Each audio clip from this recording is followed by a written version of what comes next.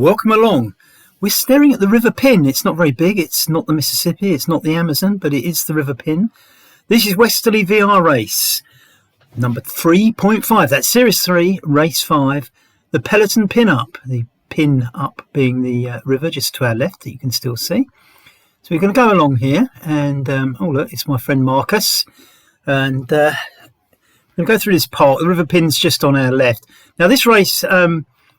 it will not be going along the banks of the Pinn all the way, but it effectively follows the route of the River Pinn all the way up through Pinner, which is Pinner. And if you've watched the recent Elton John film, you'll probably know that Elton John comes from Pinner, or at least he did when he was young. The other thing that Pinner's famous for is Heath Robinson, which may not be a name that you're familiar with if you're either young or don't live in the UK. Heath Robinson was a cartoonist that used to make up cartoons of weird contraptions. I don't really know a lot about it, to be honest, but I know he did these cartoons of weird contraptions that really didn't do much, but were sort of amusing to look at the cartoons, I guess, probably 100 years ago now. And there is a museum in Pinner of all his works. But he's left us with the legacy of when sort of mad inventors come up with sort of odd contraptions and machines that are a bit homemade rather than sort of like nice gleaming factory builds. We use the phrase in Britain, that's all a bit Heath Robinson. So it's cobbled together with bits of old washing machines and other machines lying around the house. So we've come out of the park there in Swakeleys. We're going along a private road. And we have to go over a few speed bumps in this little road, but it's going to take us up to the shops in Ickenham. Now, this is flat because just behind those houses on the left is the River Pinn, and I do believe it occasionally floods. And certainly my friend Marcus, who we just saw back there, his garden flooded a year or two ago when the river burst its banks. But anyway, very nice houses along here, and tucked away in just off Swakeleys Road, I suppose. That's where we're going to come out. Anyway, Swakeleys is an old country house that has obviously been swallowed up by London. It's no longer really... I don't know what they use it for, actually. It's still there. And those grounds that we were just in, that park, is part of the old grounds of the house. So here we go into... Swakeleys Road. Now, this is going to be like one of those little city crits because you can see this is a dual carriageway. We're actually going to go up here. So this is a climb. So for the first time, we're leaving the river and going up the hill. So there's a climb up here. And we're going to come back down on the other side of the road where you can see the cars coming in the other direction. There's a little roundabout at the top of the hill. So this is climb number 1. It's quite near the start, but it's probably enough to split the peloton into 2, maybe even 3 groups, but certainly I would think by the top of this climb, you're going to be seeing 2 distinct groups in the peloton, and obviously stragglers at the back and a few in between the 2 groups. But that's normal. Everybody rides at their own pace. Westerleigh VR races are for everyone, of course. So you can see we're still climbing. It gets a little bit steeper right at the end. Luckily, the roundabout comes just before the steepest part of this hill, so we'll do the 180-degree turn before you would suffer the steepest bit of this climb, which is the last bit. So it's reasonably gentle. As I say, I think it'd be enough to split peloton into its constituent sort of first and second divisions, but beyond that it will not be decisive at this early stage. Now, of course, this race generally it's following a river in the opposite direction to the water flow, which, although we're not sort of going up a distinctly steep river in the mountains or anything like that, rivers do tend to sort of flow down slopes. So inevitably, we will end the race at a higher altitude than we started it. So in general, most of this race will be effectively, albeit subtly, going uphill because we're going up against the river flow, which is another reason I called it the Peleton Pin Up. I'm certainly not a pin up, but I'm sure some of you younger hot shots out there would fit the bill. Anyway, so here we go. This is the roundabout. We're going to do the turn. As you can see, the hill gets steeper if we'd gone straight on, but we're not going to do that. So we do the 180 degree, and it reminds me of one of those little sort of city crit races where quite often they go up one side of the road and come back down on the other. In fact, the last day of the Tour de France. So treat that mini roundabout and this road as if it's the Champs-Élysées and the Arc de Triomphe. You can imagine. I don't think there's anything. Actually, if we'd gone up to the next roundabout, there was a plough in the middle of the roundabout, an old-fashioned plough as a bit of artwork, which is something very French, I think, sticking artwork in the middle of roundabouts. But there is one at the next roundabout. We didn't do that. We did the mini roundabout. So this is Ickenham's Champs-Élysées. We're going to actually turn left in a minute. One of the reasons I built this in is because where we came out, we really wanted to go straight across, but the road doesn't really lend itself to that, being dual carriageway.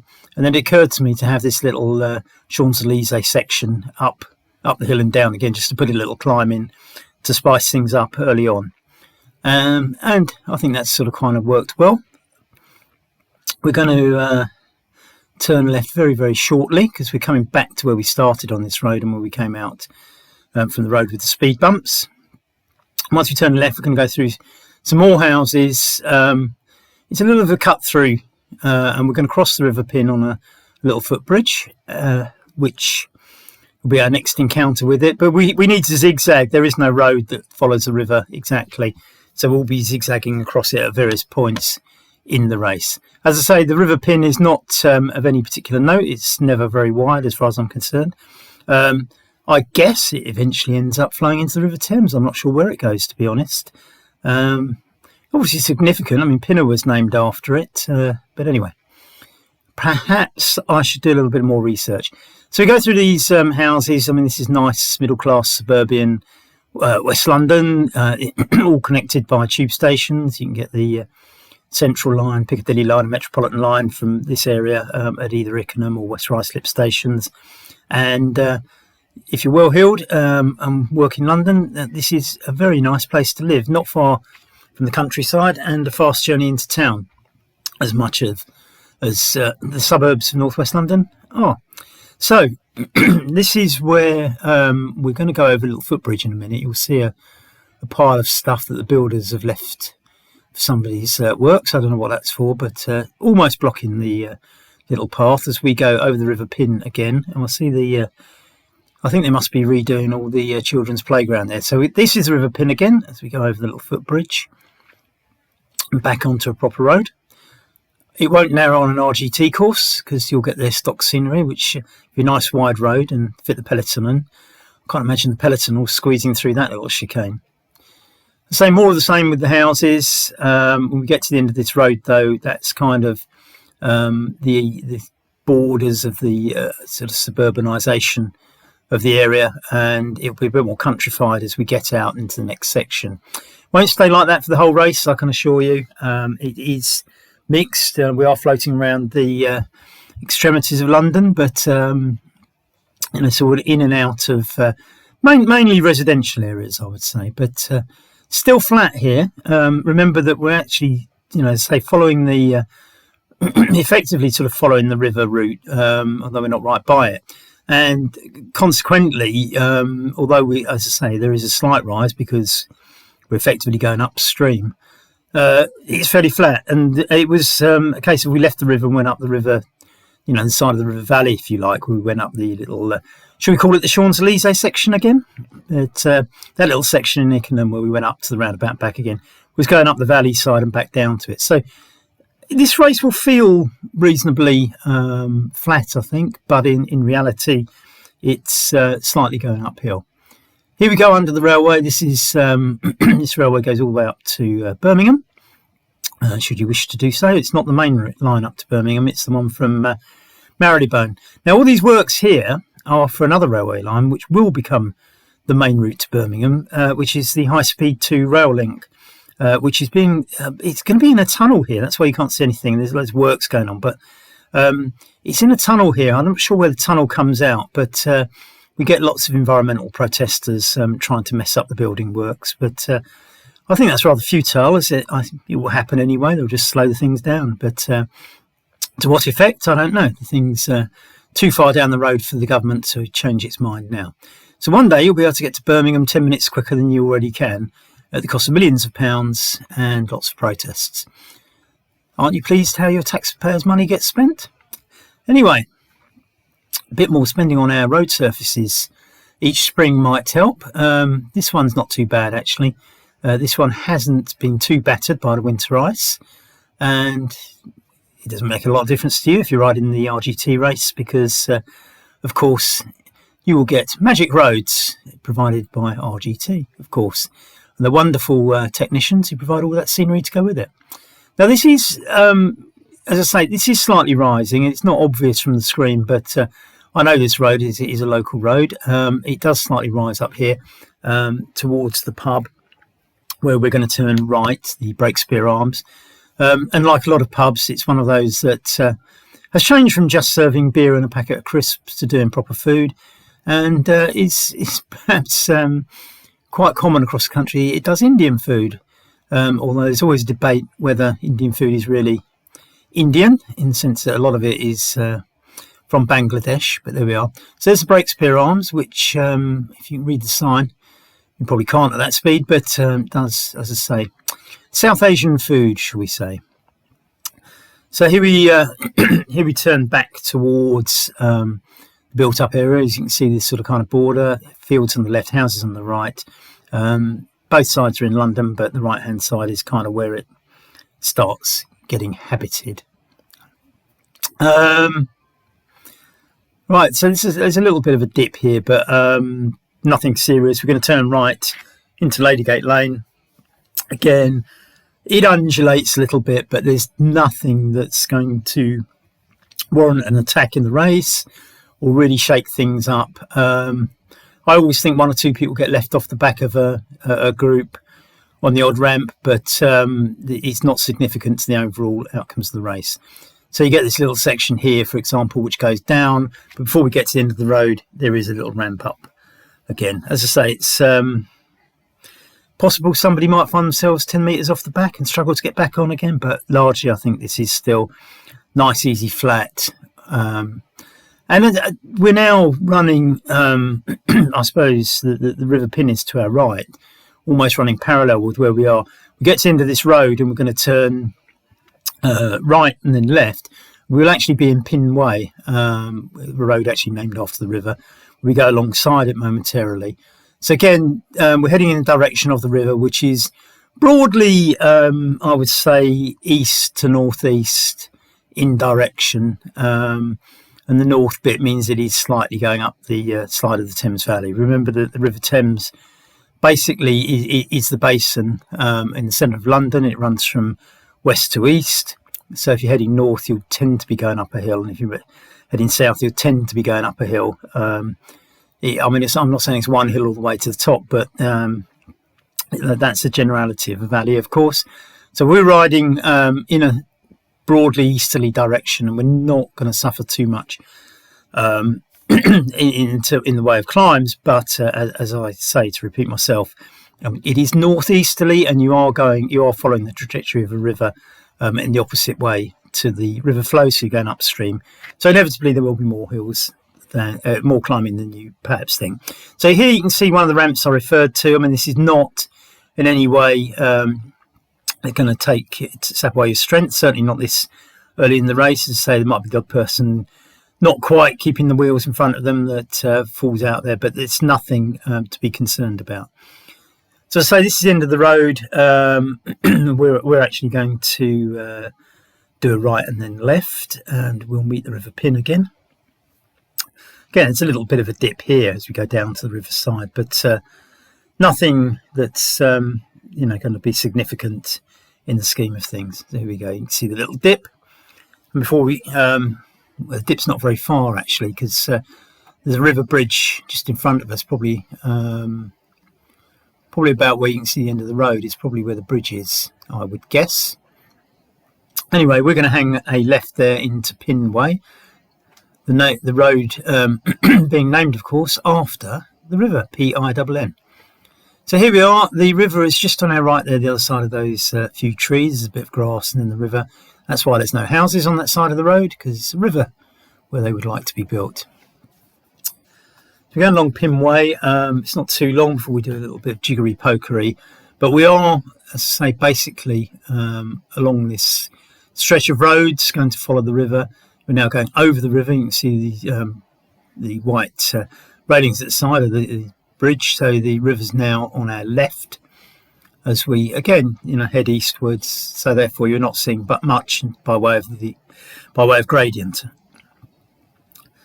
So just to recap the race so far, what you basically had is a flat start along the river, and then we've thrown in that hill up to the mini roundabout and back, which we'll call the Champs-Élysées section.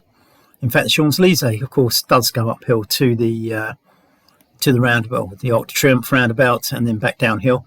Albeit it does the other side of the road because it's French drive on the right, the British drive on the left.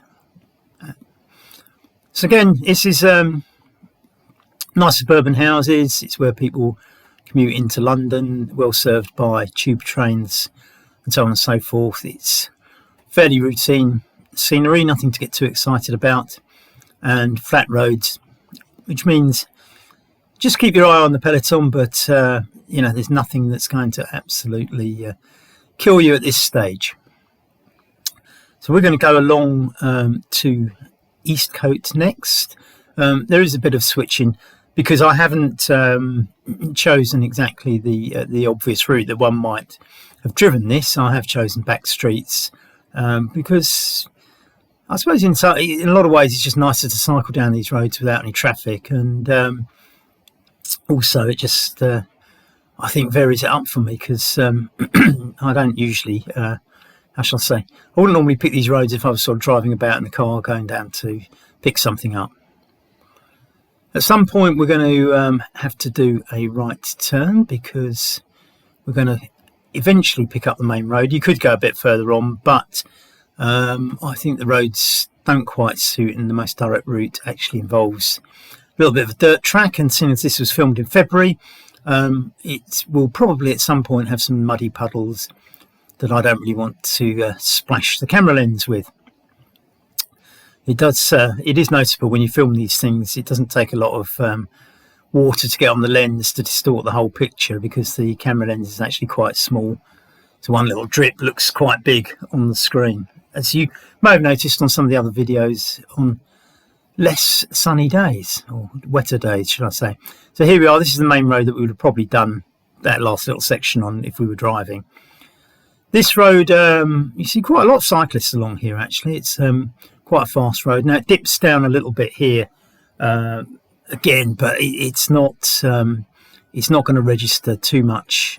In fact, there was a little bit of a rise just up to the mini roundabout there, but again, these are going to be small undulations when you're riding the RGT race, so don't I think you mustn't look at this and sort of worry too much about it.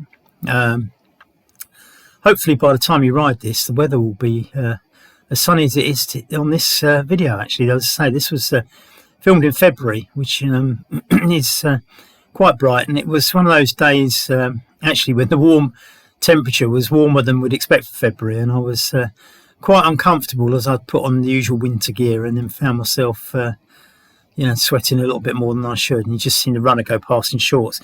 I think on this day I saw quite a few cyclists who obviously think about these things more properly than I do, and we're actually out in shorts, where I was out in the old bib tights. So here we are, this is North Ruislip heading towards Eastcote. Facilities up here. We're just going to go past the swimming pool, and there's a couple of shops. I mean, typically with all these sort of places, there's the old building that was probably once a village considered miles from London. And as London's swelled and swallowed it up, you just mainly get to the more modern houses spreading from probably the 1800s right through to the modern day, the present day. But you will see on the right, there's the odd building that looks like it's been there a lot longer and is out of character with the more modern architecture. And in fact, just at this roundabout coming up, there used to be a big manor house stately home there, which has long since been demolished, but the gardens still exist, which you can visit.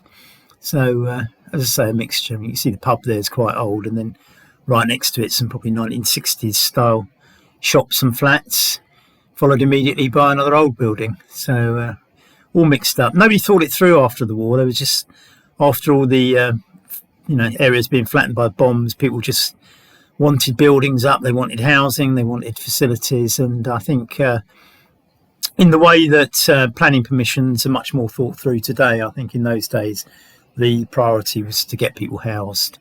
And in fact, anybody of a certain age will remember the prefabricated temporary houses.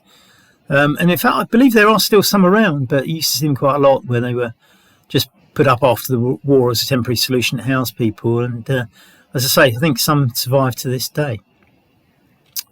So just on the right is where the old stately home would have been, and its gardens are still there, and there's a little cafe in there which we sometimes end our cycle rides on. And again, you get this sort of paradox of these old buildings on the left. You see the old pub there, and so on and so forth, which is obviously a bit older than everything else around it. I also went past here and noticed a sign for a firm of accountants just there, the purple sign. Can't remember their name now, but one of the guys there, funny enough, I'd done some work for him, and the very next day after filming this, he rang me up, and I was like, well, I just went past your firm yesterday. And it's an uncanny sort of thing how you haven't sort of spoke to anybody for years, and things like that happening 2 days running. There we are. That's not the most important part of the commentary, but it was one of those uncanny moments, or at least the following day was. So again, it's very flat. I mean, we are following the river. Just when we joined this road, we were by the side of the river. I suspect that's probably it, just to the right, actually. Still, we're going to go along here a little way and then turn back south again. But as I say, we are effectively sort of zigzagging and crisscrossing the river, and I have designed the whole route to essentially cross the river as many times as possible. That's not to say we double back to cross the river, but in a trajectory. Now, so we're going to do a little right here along this lane, which is one of those little gems of a lane that you wouldn't really expect to be in a suburban London area, and it's just a sort of hangover from the past. And for one reason or another, it doesn't seem to have really been built upon by the property developers. I wonder why that is. I mean, we've just gone over a river bridge there, and you can see the water to the left there. I just wonder if, for some reason or other, the amount of water in the area makes it a floodplain, or perhaps difficult to build foundations, and you just get left with this nice little. You can see the river there on your left. You get this nice little area, and feels like you're in the country when actually you're not. Anyway, it doesn't last long, because as soon as we get this little rise here, and obviously it's safer to build a house and slightly higher ground, it's all built upon. That's London for you. Now, that little rise there again is not going to significantly disrupt the race in an RGT race, but it is one of those, you'll notice that collectively you're getting lots and lots of these. So, if you were in a group of 25 people and every time you went up one of those, somebody off the back dropped off, you could imagine the group whittling down a little bit. There is a bit of a climb up here, though. Again, not to the extent, it's not. You shouldn't be out of the saddle. Maybe it depends on your riding style, I suppose. But it's not one of those where you need to get out of the saddle to ride it. But you can see that it's clearly going uphill. So I think this is the second hill of the day that's going to sort of have any impact on the race. The first one, you remember, was quite near the beginning. We went up to the mini roundabout and back down the other side of the dual carriageway. I think that would sort of kind of decide who's in Group 1 and who's in Group 2. This one, I think, could fragment either of those groups, possibly both. As you can see, it's not a ramp. It's a little bit more than a ramp. It's never seriously steep, but there's enough there, I think, to shed a few riders. So if you are feeling strong and you're on the front of the pack, that's probably a place to have a dig, because we are, heading towards the latter stages of the race now. We're over the halfway stage, and we're going to turn left here and head up towards Pinn. As I say, Pinn, I suppose in modern times, famous for Elton John. In distant times, more famous for Heath Robinson. There's no Elton John museum, but there is a Heath Robinson museum. I promised myself to go and visit it one day, even though I don't know much about Heath Robinson. But I assume that there's a collection of his paintings, or cartoons in there, should I say, which I gather are quite entertaining, or at least 100 years ago people found them very entertaining, and they were published. And as I say, we're left with the phrase in the cliche phrase, whatever you want to call it, in the English language of something being Heath Robinson. It's something that's cobbled together out of bits and pieces, or components, machinery, and that sort of thing, to form something that of questionable functionality, shall we say, is my understanding. So, again, still seemingly flat, but I'll keep reminding you.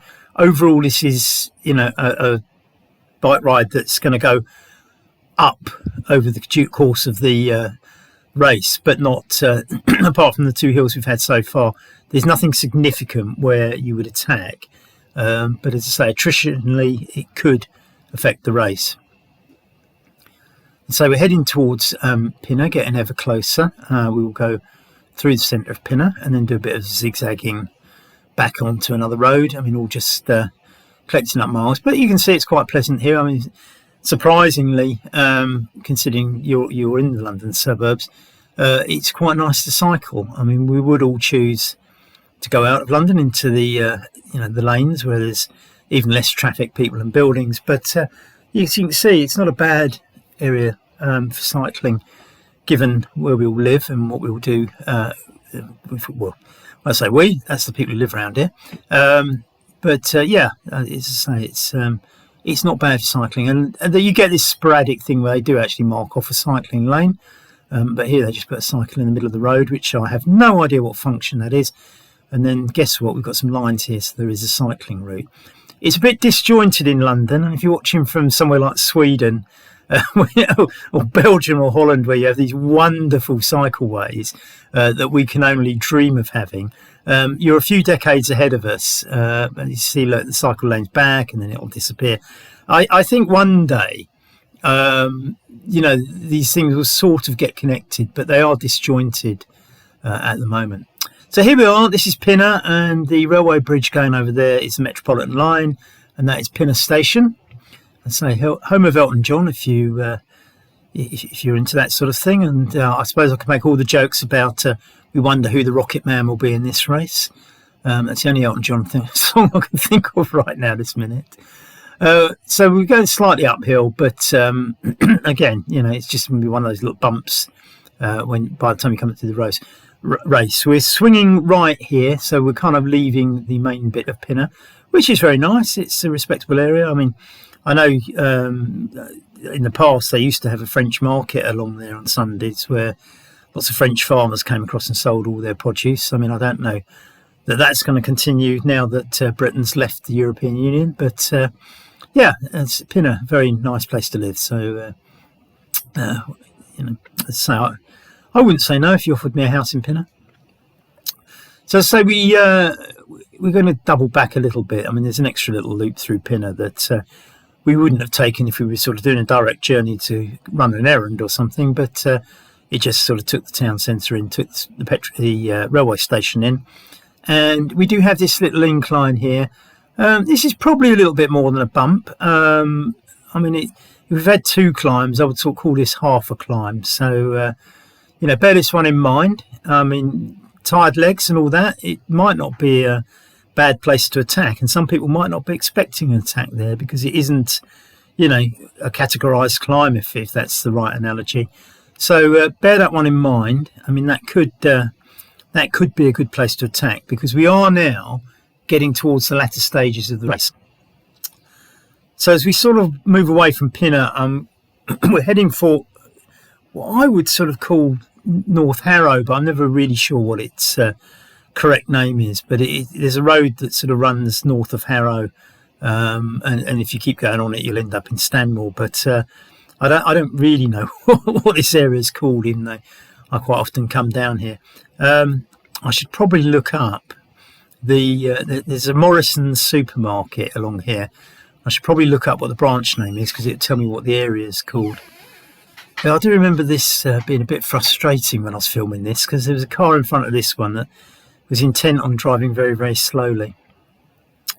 Yeah, as I say, I'm not 100% sure what you call this area coming up, but anyway, I should probably check it out because there is a Morrison's supermarket and it's probably got a branch name.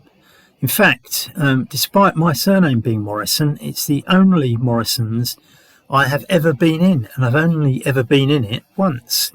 So I've always thought it might be fun just to let the cashier see your credit card with the surname that matches the name of the store, and try and imply that you're somebody important from the top management of the business. But I'm sure I'm not the only Morrison that's ever walked in there and flashed the credit card and your name, and they probably don't take any notice whatsoever.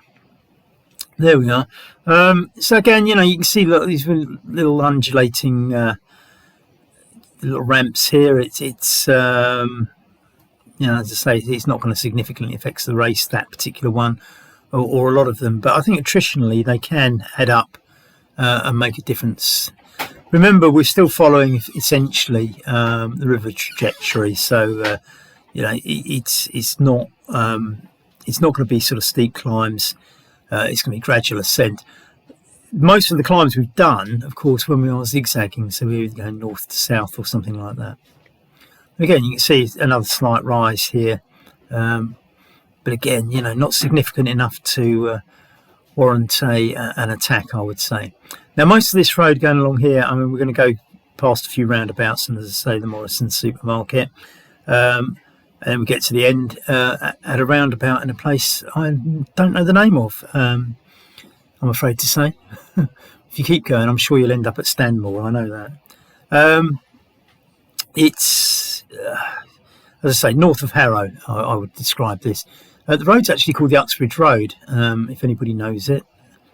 And in fact, if you, sometimes on a Sunday, if you turn left just off this road here, there are some absolutely wonderful little short hills to climb. It's not a bad little area for doing a bit of uphill practice, shall we say. So here we go. This is, I suppose, what's this, Hatch End, I suppose, maybe. I'm not sure. It might be Hatch End. The you do get a row of shops along here. Yeah, I think that probably is Hatch End. Am I right? I don't know. Anyway, we're getting close to the end anyway, I know that for sure. And it's going to be flat all the way to the finish. It always seems quite, when I've been along here in the evening, there always seems quite a few restaurants here and people coming out to dine, as you can see one on your left there. So I should imagine it's not a bad little area to reside. You can see it's well stocked with restaurants and nice looking twee shops. And even a pub. Look at that. And the amount of declining pubs in Britain, it's nice to see one that's still open.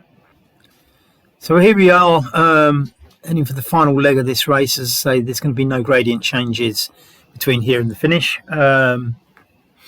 It is straight along this road, I mean, apart from the deviations on the roundabouts. And I do ensure that you don't have to sort of take the tight bends around the roundabouts, but just by straightening the trajectory out on an RGT race, so you won't particularly notice the roundabouts on the actual day on the Magic Road. So over the railway bridge, and as I say, I'm pretty sure this is Hatch End actually, thinking about it. And Hatch End is one of those places that always seems to sort of have the word Pinner after it, so it's always Hatch End Pinner as opposed to Hatch End. Quite why it can't go out on its own, I don't know. So as I say, here we hit the last little section with the Morrison supermarket on the right, and getting closer and closer to the finish. Now, whether or not you want to sprint this early, I would suggest probably not.